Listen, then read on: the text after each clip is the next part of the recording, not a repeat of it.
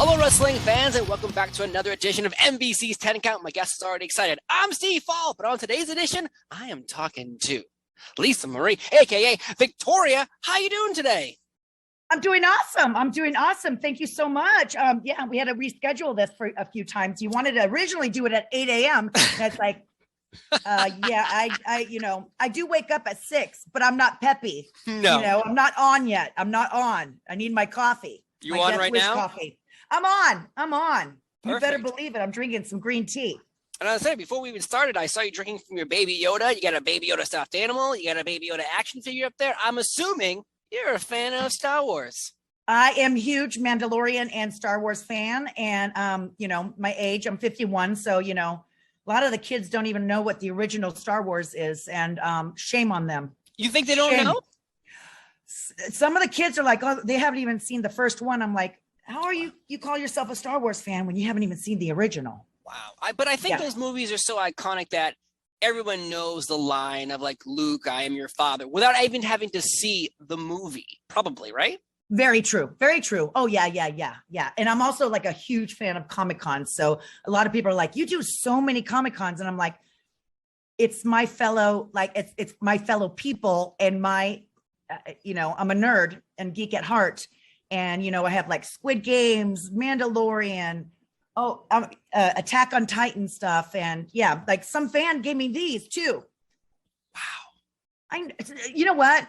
One thing about wrestling fans, they are super loyal and super giving and very supportive. They always have your back. That's one thing like that's so great about it. So actually, let's jump to a question that I have is, for years, it seemed like you were erased from WWE history for some strange reason. It just seemed like every time there was a big event, you weren't there.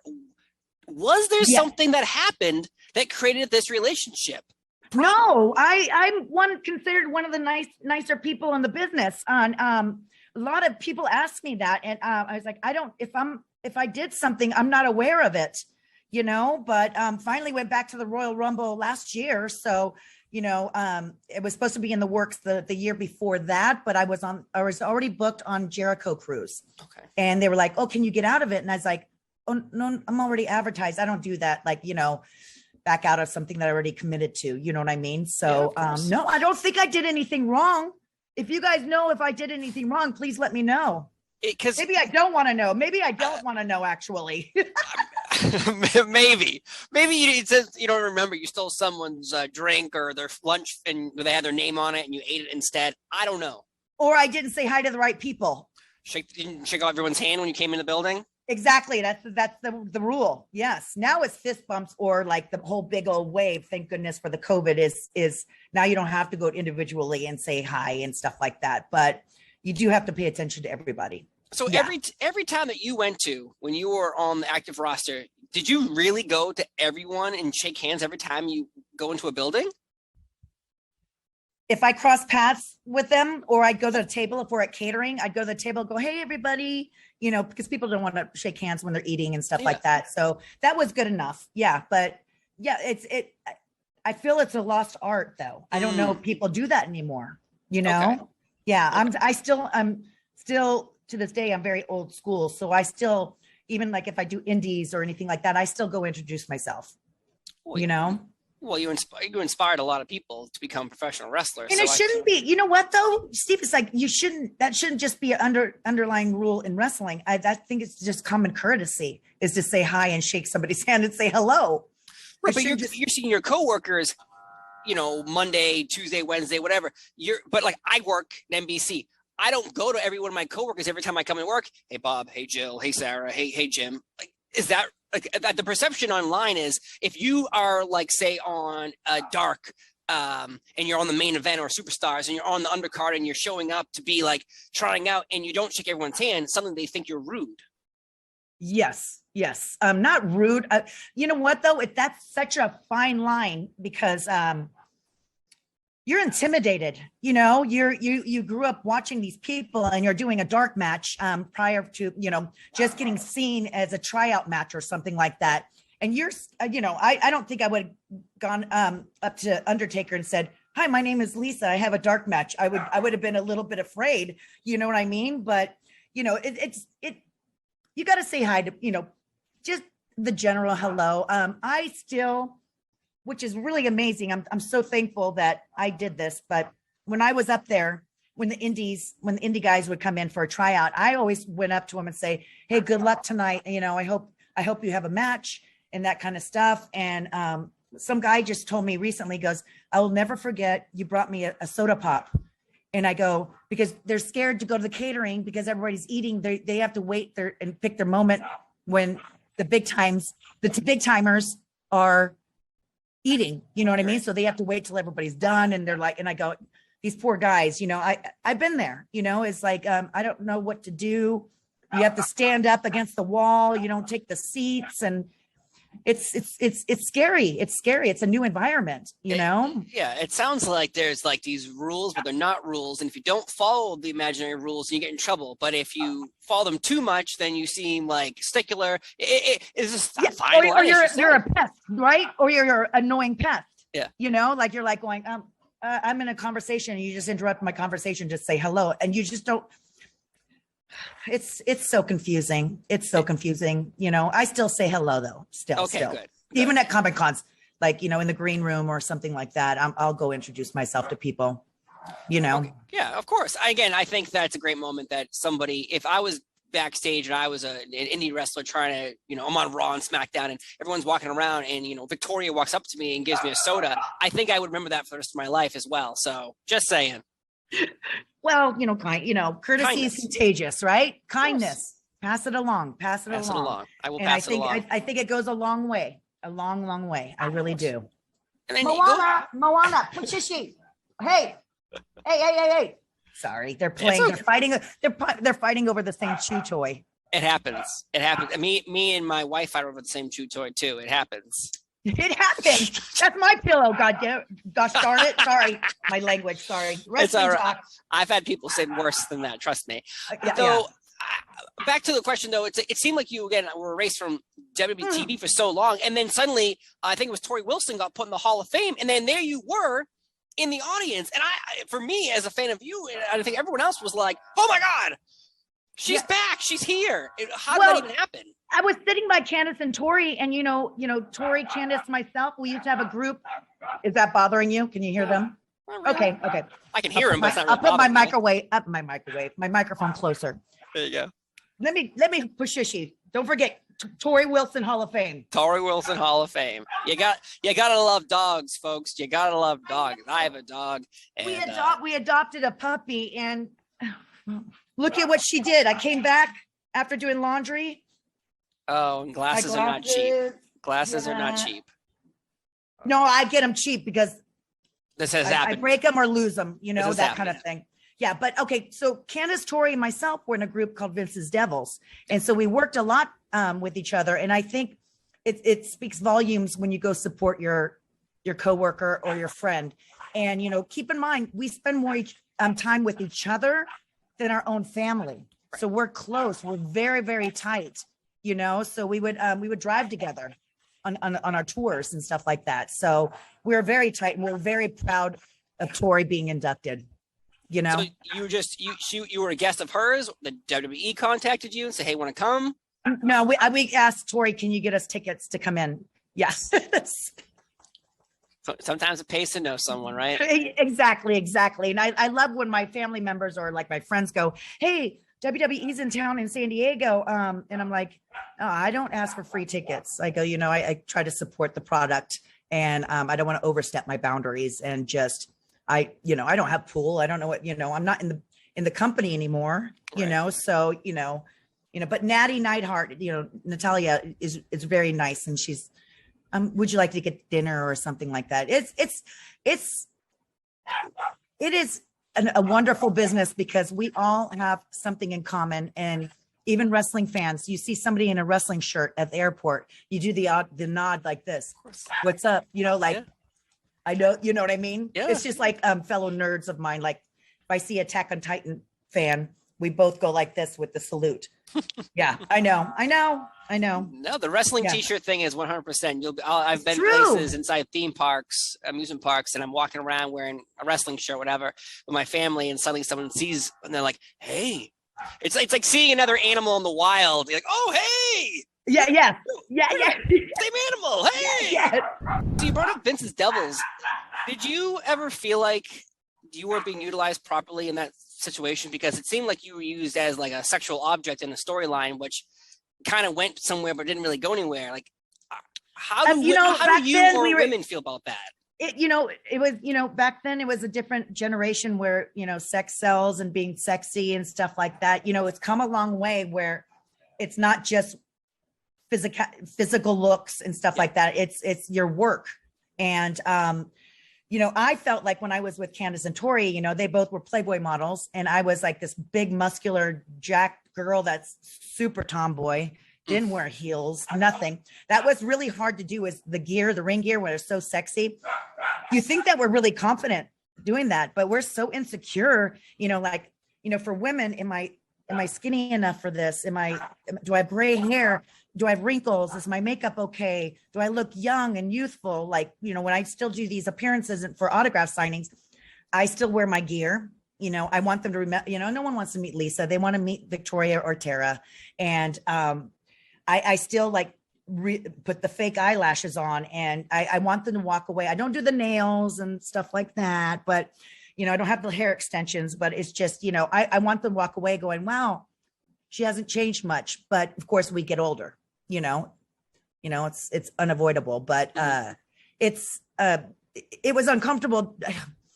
Did I feel like when I wasn't included on some photo shoots, that kind of stuff, my feelings did get hurt a little bit, but I understood who they were trying to push, like the new girls and stuff like that. And, I was the fighter. I was known as the fighter. And you want to come into this ring, you have to go through me. And I kind of, I took pride in that because I was known for my wrestling skills, Right. So, yeah.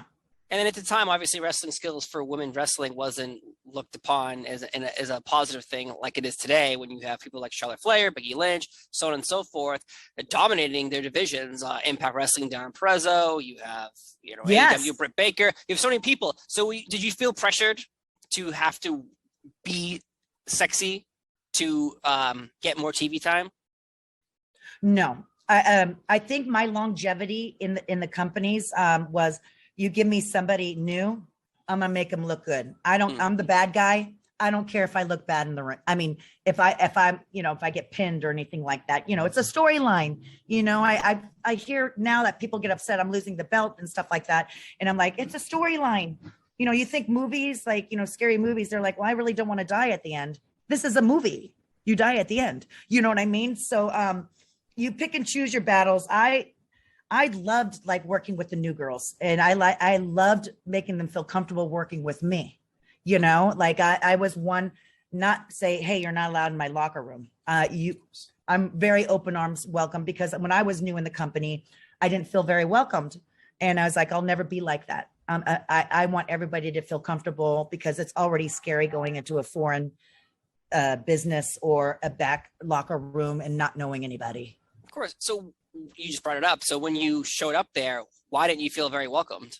I started off with The Godfather, as Save the Hose campaign. Escort. Yeah, yes. I don't even like the escort word. No, it's better than the other word. I know. Trust me, I wrote it down. I was like, do not say the real word. Yes. And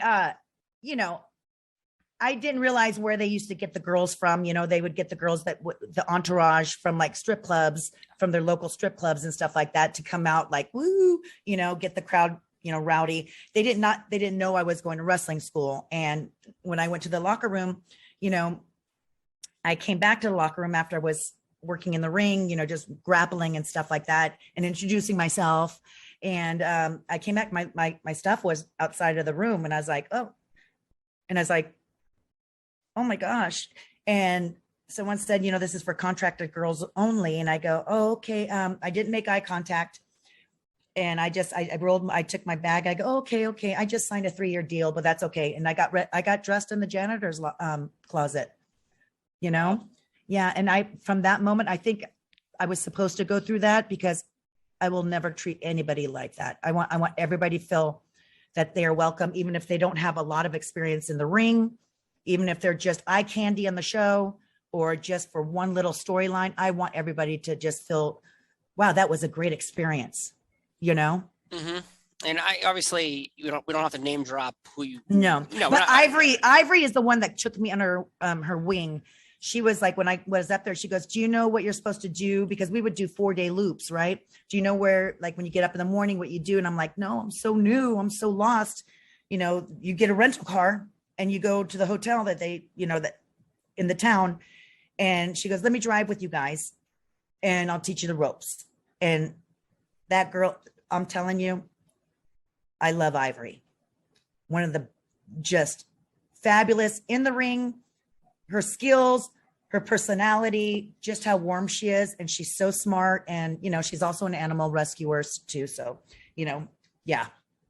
Well, that's interesting. I did not know about that story of your stuff being tossed out because we always hear the story of the Miz having the same experience. He was there, no one wanted him there. You're from the real world, you're from the outside world. Now, your situation, I can see it's not okay, but I also can see what you just brought up. They were going to strip clubs and finding women to be and the Godfather's escort. So they have no idea who you actually are. They think you're exactly. One of them. And then they have all their valuables in the locker room, you know? So then later on, someone's like, you know, so sorry, you know, we put your, you know, I didn't get thrown out or anything like that. It was just outside the door. They're like, you know, we have lost valuables because strangers are coming in our locker room and we don't know what's happening to it. And I go, okay, I get it. I go, I wish someone would have said that right. Like, well, how do you say that? But, you know, by stereotyping or anything like that. But I understood after that because I'm like, you know, we are leaving our wedding ring or something like that out, our money, our credit cards and stuff like that in the locker room, you know? So yeah, I get it now. Yeah, that's unfortunate that happened to you. But you brought up Ivory. People like, I think this is, you know, my opinion. I think a lot of wrestling fans feel this is you, Ivory, Molly Holly. It's like you get talked about, but like forever, and still happens. And I respect them as well. Trish Stratus and Lita always get the flowers. They always get like the thumbs up. Oh, they did everything.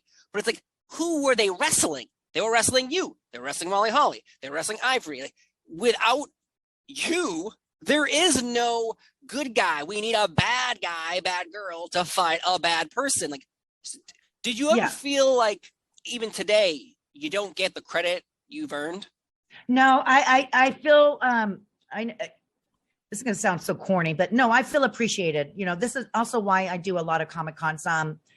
You know, I get to mingle with the fans and they have so many great memories and they're like, you were such a badass. My mom loved you. And like, you know, because I wasn't just the TNA kind of, you know, boobs and butt kind of gal, you know what I mean? I threw down and, you know, thank God for Fit Finley was the one that was responsible for making us so tough.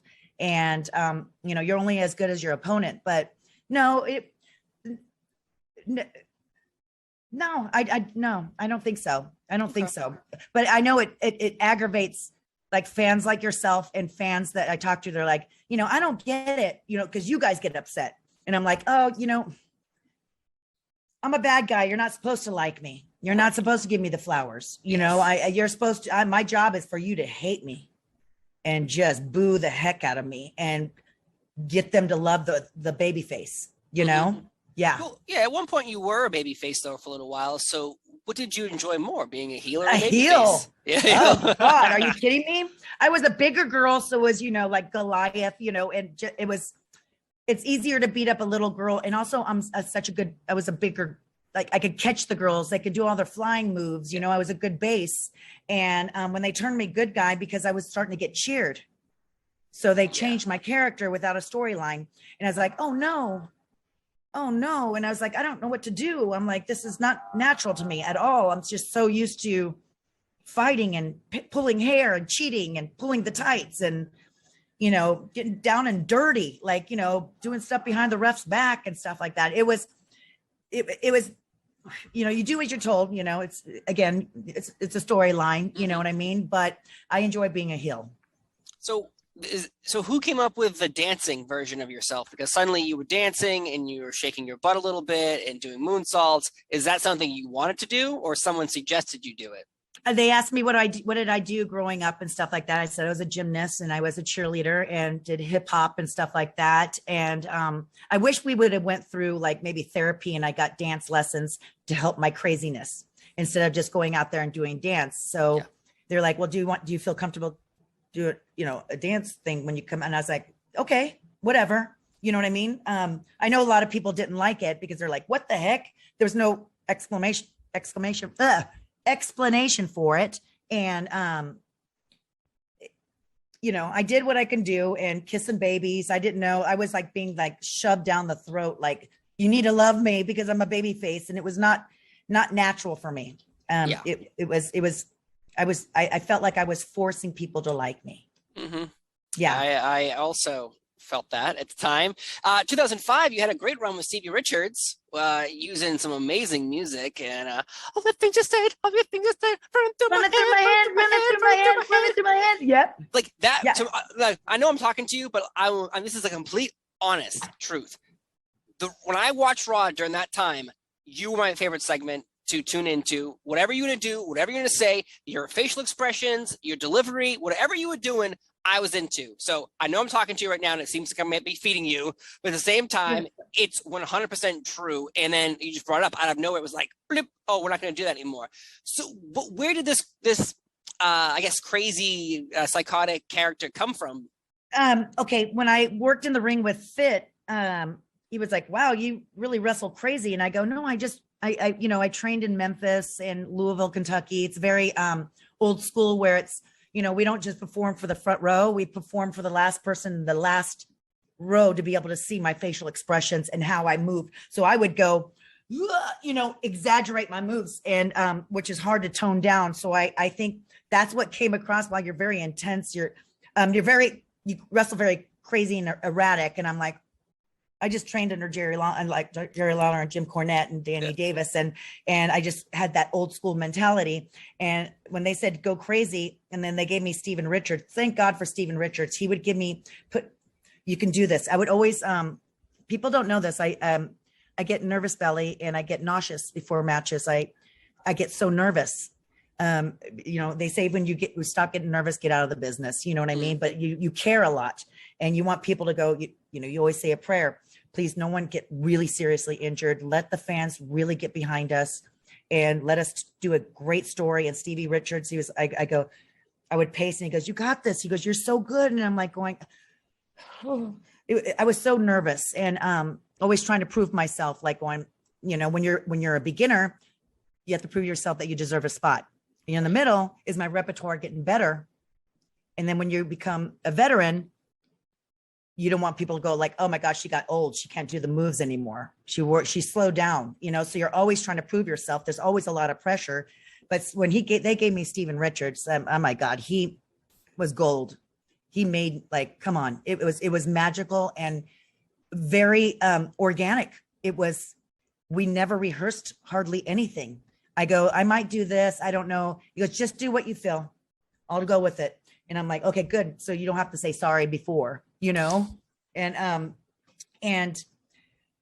it was, I loved my character and you can go you might as well go way over the top because they can tell you, tone it down a little bit. And if you don't have that exaggerated or over the top kind of character, for them to come up to you, you need to pull it out a little bit more. It's more difficult. So I'd rather give them too much and tell me to tone down is easier.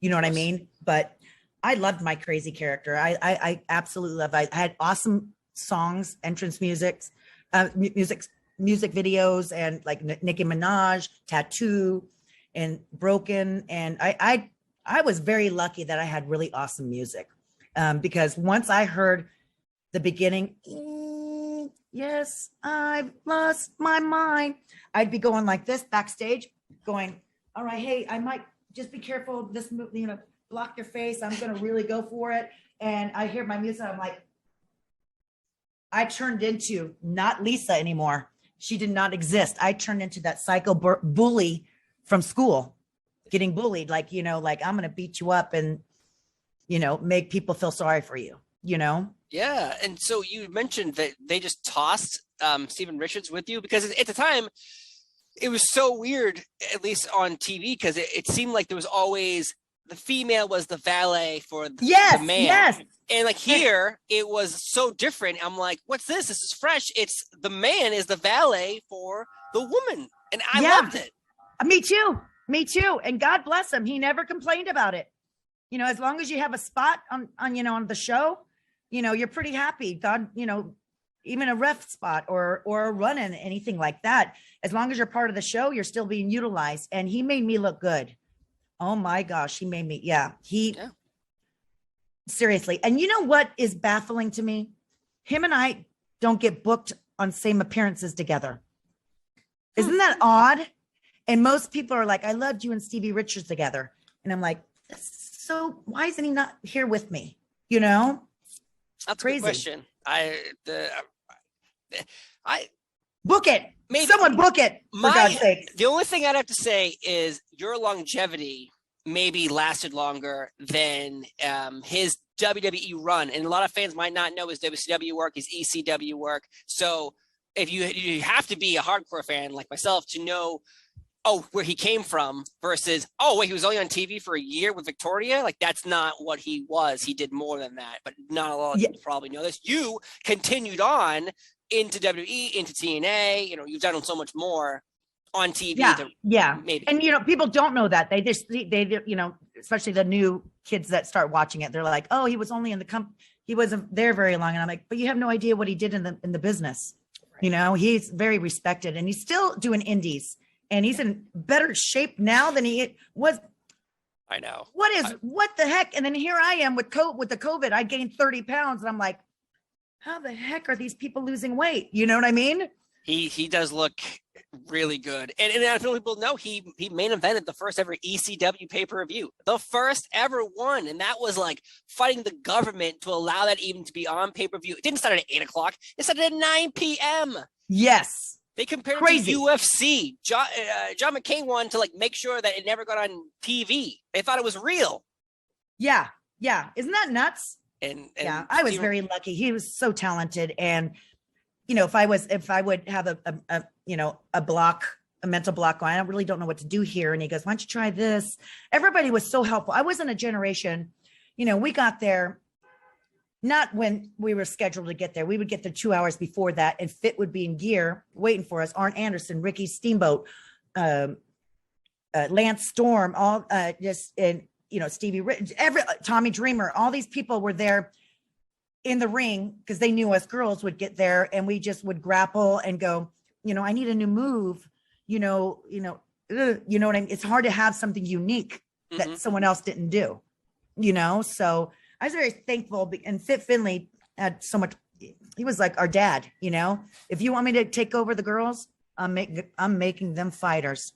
Yes, and so thank goodness. I've never heard a bad word about Fit Finley ever, and it's always very supportive of the women wrestlers. And you know, people don't bring that up very often, but when I talk to any women wrestler who was trained by him, they always thumbs up to him and all the work he did in the heart. He fought hard to make sure that, you know, people like you and Trish and Lita and Molly Holly and Ivory got more time on TV.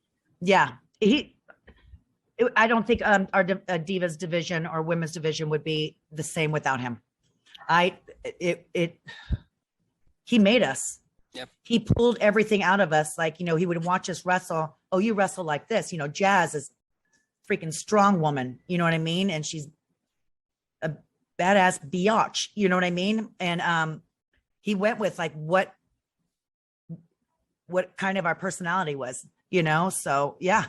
You brought it up, women versus divas. Is there a difference? Because there is a huge margin of fans who look down upon the divas division for the butterfly belt and for the name divas, but yet the women you bring up in Attitude Era, it wasn't like you guys were getting 15, 20-minute matches.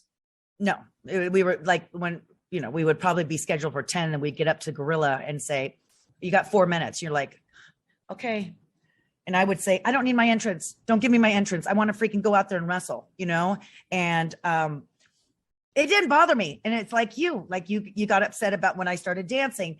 And I think I get what people are saying. I hated the butterfly, how disrespectful. And I'm like, it's still a title. It's still the championship belt. We didn't look that into it. I didn't. I don't know about the other girls, but I didn't care us being called divas. It was branding.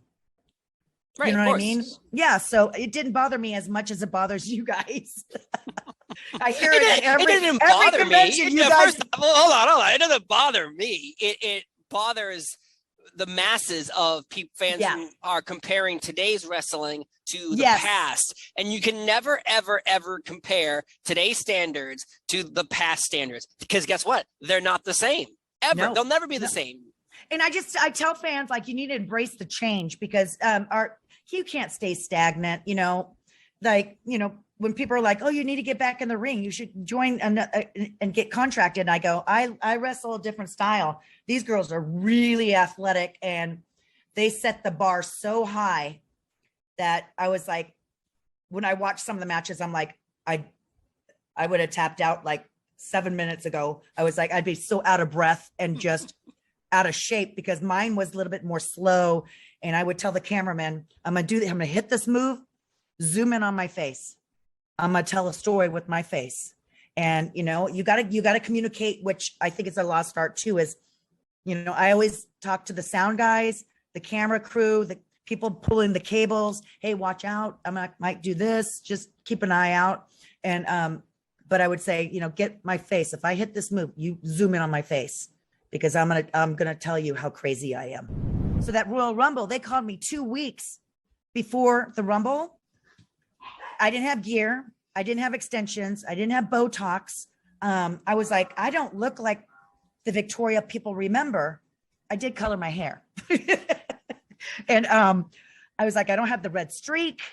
And 2 weeks. And I was like, oh my, how the heck am I going to do this? I bought, I would show you, I bought this recumbent bike.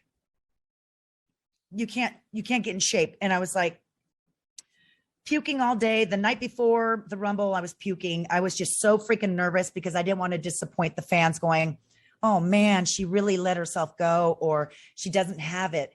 And it was a lot of pressure. And I was like, thank goodness for Jolene that made my gear. I flew in a couple days early. She said, come straight to my house as when you land.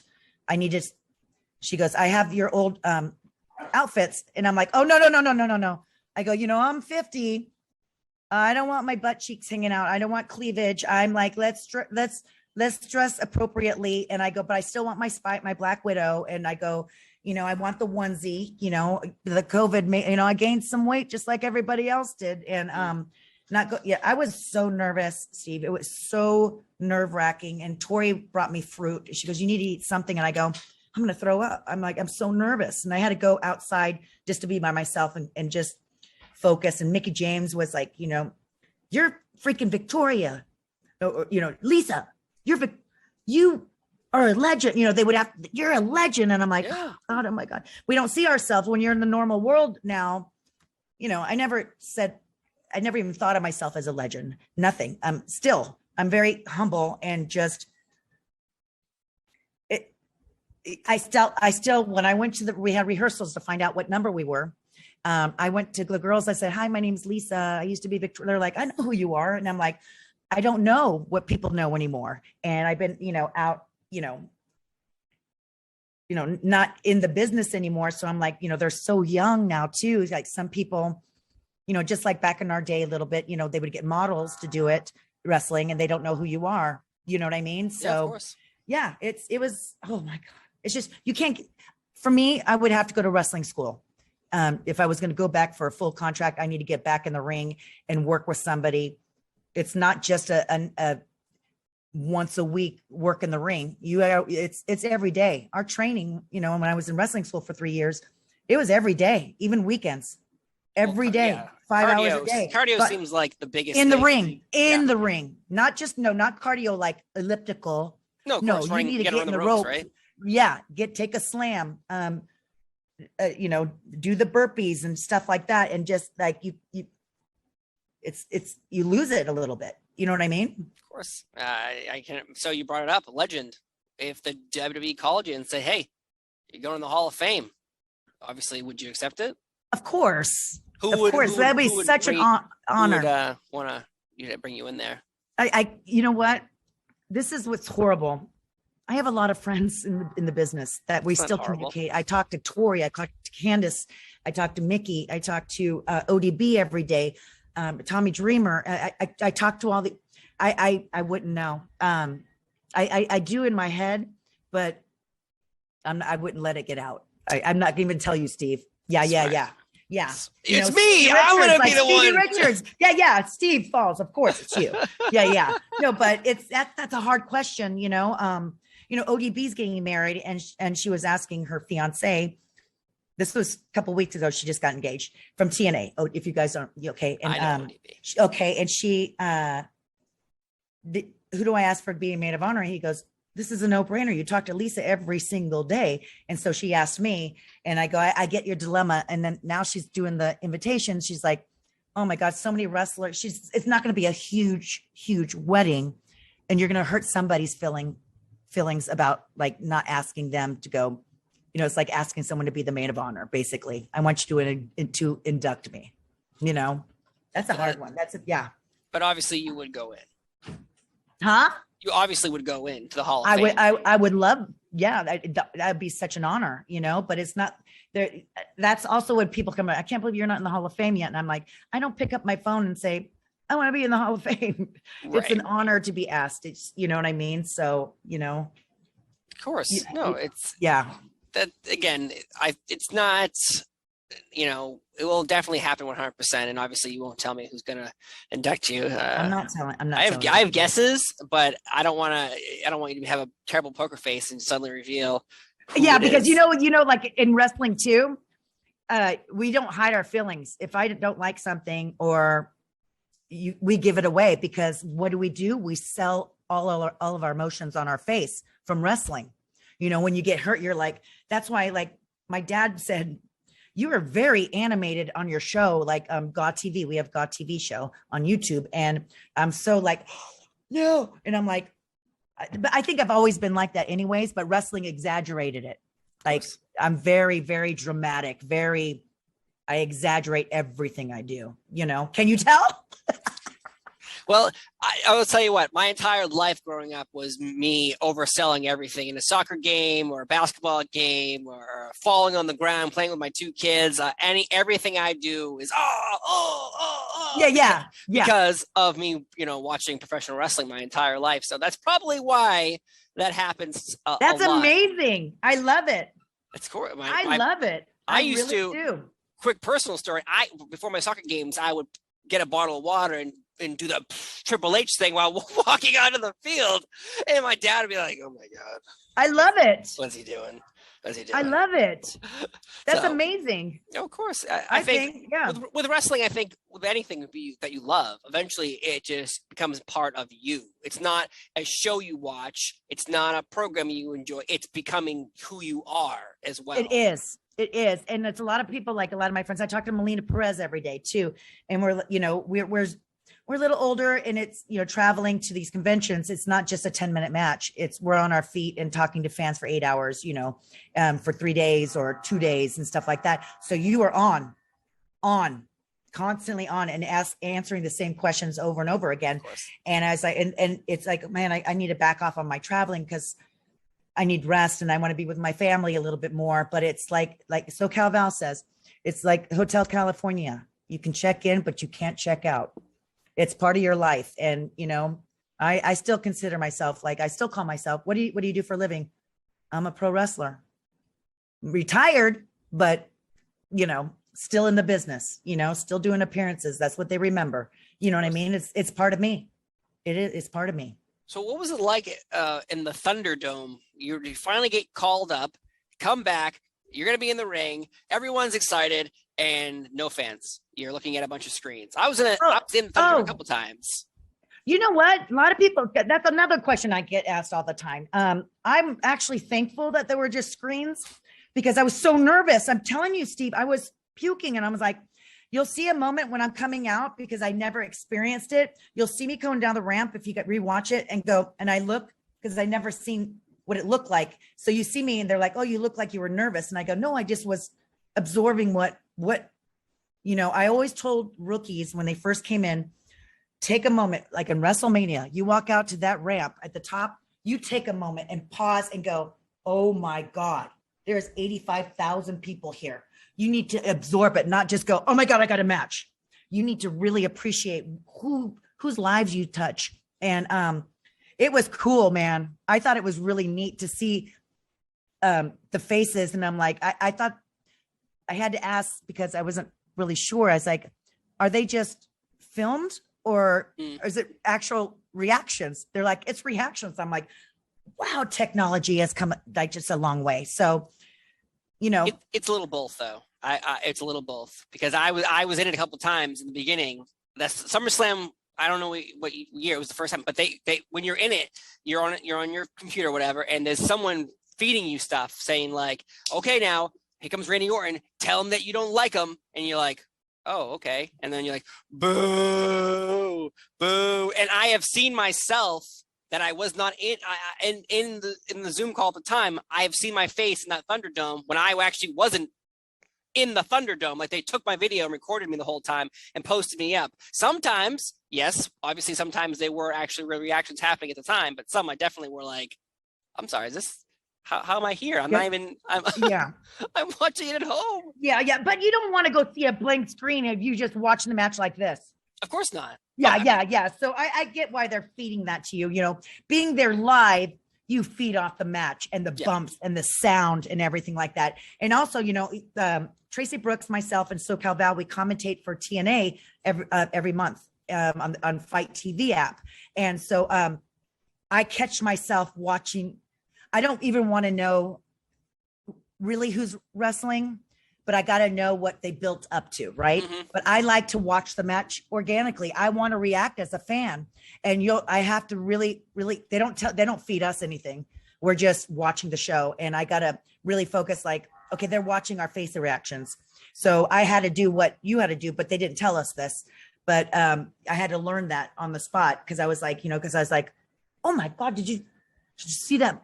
You know what I mean? Like, and some of the moves, like, back in my day, I can't believe I'm saying that used to be a finisher. And I'm like, oh, he kicked out of that? Never would have happened back in my day. You know what I mean? Yes. But it's exciting because now I get to watch it as a fan. And thank God I'm already dramatic and my face expressions give it away. You know what I mean? Of course. Yeah, it's exciting. Of course. And you mentioned your podcast. I keep stumbling upon it constantly on YouTube. It just, it every time I watch a video, it suggests it to me. And then I was like, oh, hello. And so every time, that's what inspired me to email you. To be honest, I wanted to find your email, and then I just couldn't find it one day. And then suddenly I was on YouTube, boom, it suggested it to me. And I was like, I will watch this. And I watched it. I can't remember which episode was it. I was gonna say, I can't remember. Did we have a guest or was it just us three? No, it was a guest. Okay, JBL. It might have been. It might have been. It was definitely a woman wrestler. Okay, Melina. Oh God, we had so many. We've been doing it 2 years already, and it's youtube.com/GodTV show. It's grown ass women talking nonsense. We're drinking wine. We're usually in our pajamas, and we try to do a theme once in a while. And it came about because of COVID. Mickey was wanting to do this, and she was going to do it with Foxy, Alicia Fox. And I think Alicia Fox didn't want to do camera. I don't know exactly the whole scenario. She reached out to SoCal Val. Who do we want our third person? Lisa. Yeah, she can talk, and I like being goofy and hanging with the girls and talking wrestling. And it's grown. And, I just went to, where did I just go? Jacksonville, Florida. And it was called River City Wrestling. It was a convention, with, Fred Ottman, Booker T, Bret Hart, like the Hardy Boys and stuff like that. And it was all these names, and people are like, I'm kind of insulted you guys haven't asked me to be a guest. And, at the beginning, how, like, you do interviews, and it's like pulling teeth to get at the beginning going, man, they didn't respond. It's a new podcast. How many followers do they have? That kind of stuff. It's hard. But now it's like, who do I, everybody, is offended that we didn't ask them to be on our show, which is a great problem to have. Of course. You know what I mean? It is. It's great. It's great, but it's like hard to accommodate everybody, so, but it's exciting. I'm telling you, it's grown so much, it's just, but SoCal Val does the editing. We don't know algorithms. We're still learning as we go. There's so many tricks to do. And like, we're not rolling in the dough, but we're getting a lot of people sending us stuff, please use this on the show, get, this product, that kind of stuff to get exposure and stuff like that. But but I see us getting big. I really do. I see us on, hopefully, hope to God, on a network someday. But one final question for you on this show, goals. What are your goals for the year? Because obviously you have your YouTube show, you've done so much already in your career, but what are your goals for this year? Oh my goodness. To win the lottery. I'm just kidding. Get struck by lightning twice. Yes. I would love for our show to get on a network and just, we're really, having a podcast, having a show like this. It is not it is every single day job. It's constant. You work hard on it. It's not just you're on that for you and I 45 minutes. That's it. You got to get off this and so edit it. Then you have to do the graphics and, convert it to this and all this crap. But I think we have something very unique. I'm loving life. I want to spend more time with my family and, I'm easily pleased. I'll be honest with you. I don't have I'm not very high maintenance, I don't need a mansion. I don't need a Rolls Royce or I don't, I'm not a materialistic person. You know what I mean? I want the lottery just to get, pay my bills. That's it. Get out of debt. Get out of debt, brother. That'd be nice. I just said brother. Oh no. I have interviewed someone who said bro to me 10,000 times. Want to guess who it is? On TNA, he used to be on, oh God, I'm blanking on his name. Bro, what are you talking about, bro? It's Vince Russo. Oh, really? Oh. Yeah, he's a good guy, though. I love him. I love that guy. I love him to death. I do too. But, people can have their judgments. I have my own, and I think he was very nice to me, and I was nice to him, so we had a good conversation. But Lisa Marie, Victoria, this has been so much fun. This was great, Steve, honestly. Honest to God, again, when I got the response of a text message from Victoria, I did a little jig, I did a little dance, and I was very happy because I will say it again, and I know I'm interviewing you, so it feels like I'm feeding you things, but I need my ego boost. Yeah, well, let's boost it up. Too. Okay. Because people will always talk about other women wrestlers as their favorite or the top of the era. You were the top of the era that you were involved with. You crossed over from the women's division, the Attitude Era, being given nothing except opportunity sometimes, into the Divas division, where you dominated as a dancer, as a powerhouse. A crazy psycho. Gal. Yeah. You did it all. You made Steven Richards someone who seemed like irrelevant to be relevant on TV. There was great runs with your matches, hardcore matches, breaking people's noses, making people bleed. Great times all around. So thank you again for being here. Thank you. I appreciate it. I appreciate fans like you that, we need our ego stroked too. And I want to say exactly. And I want to say to all my opponents, I don't have a favorite opponent, but they made me look good, and passing on the torch and stuff like that. And the people that paved the way for me, I appreciate it, and fans like you that know your stuff and really appreciate what I did in the ring. I have no idea. You have no idea how humble it makes me. I'm humbled. You know what I mean? I'm very lucky, very lucky. I'm lucky. Yeah. If I was wearing a hat, I would tip it to you. But thank you so much for being here on NBC's 10 Count. I've been Steve Fall. She's been Victoria. Lisa Marie. Have a great day, folks. We'll see you next time. We'll see you. Yay!